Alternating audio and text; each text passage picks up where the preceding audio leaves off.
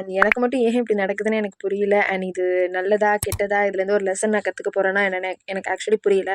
அது என்னோட சோக கதையை நான் இதில் உங்களுக்கு ஷேர் பண்ணுறேன். ஹே காய்ஸ், அஸ்ஸலாமு அலைக்கும். அண்ட் என்னோட சோக கதையை இந்த வீடியோவில் ஷேர் பண்ணுறது எனக்கு கொஞ்சம் ஃப்ரீயாக இருக்கும்னு நினைக்கிறேன் என்னோட மைண்டுக்கு. I hope that.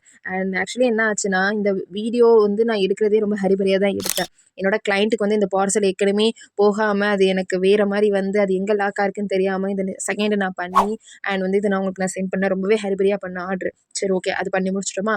நெக்ஸ்ட்டு எடிட்டிங்காவது கொஞ்சம் ரிலீஃபாக பண்ணலான்னு பார்த்தா ஆக்சுவலி இது ஒரு 17 மினிட்ஸ் நான் எடுத்திருந்தேன். அந்த ஷார்ட் எதுவுமே சரியில்லாமல் எனக்கு ஹரிபரியாக எடுத்து இதுக்கு வந்து கொஞ்சம் மெயின்டைன் பண்ணி ஆங்கிள்லாம் மெயின்டைன் பண்ணி எடுக்கணும் இந்த ஷார்ட்லாம். அண்ட் ஒரு 17 மினிட்ஸை ஒரு 1 மினிட்டாக கன்வெர்ட் பண்ணுறதே பெரிய டாஸ்க்கு. அது வந்து ஃபாஸ்ட்டாக ஆக்கி அதை எடிட் பண்ணி சவுண்டு அது இதுன்னு கொடுத்து நம்ம ரெடி பண்ணி வச்சா கடைசியில் எக்ஸ்போர்ட் பண்ணும்போது அது டெலிட் ஆகும் பாருங்க. இது ஒரு தடவை இல்லை, 2 தடவை இல்லை, 2 3 தடவை நடந்துட்டுங்க. என்னால் அந்த வலியை தாங்க முடியலங்க.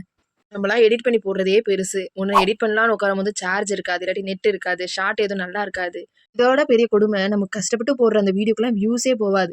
இது அந்த வலி இருக்கே, இதெல்லாம் ஒரு வழியாக நீங்கள் கேட்பீங்க. அந்த எடிட் பண்ணுற அந்த எடிட்டர்ஸ்க்கு மட்டும் தான் தெரியும் இதுவும் ஒரு வழின்னு. அண்ட் ஃபைனலி ரொம்ப தேங்க்ஸ்ங்க. மேபி என் வீடியோ ஃபுல்லாக பார்த்துருந்தீங்கன்னா, என் சொந்த கதையை கேட்டிருந்தீங்கன்னா. அப்புறம் ஒரு நிமிஷம் சொல்ல மறந்துட்டேன், ஏதோ சைக்கிள் வேணா, ஸோ பி கேர்ஃபுல்லாக இருங்க. அண்ட் போகும்போது என்ன ஃபாலோ பண்ணிக்கோங்க.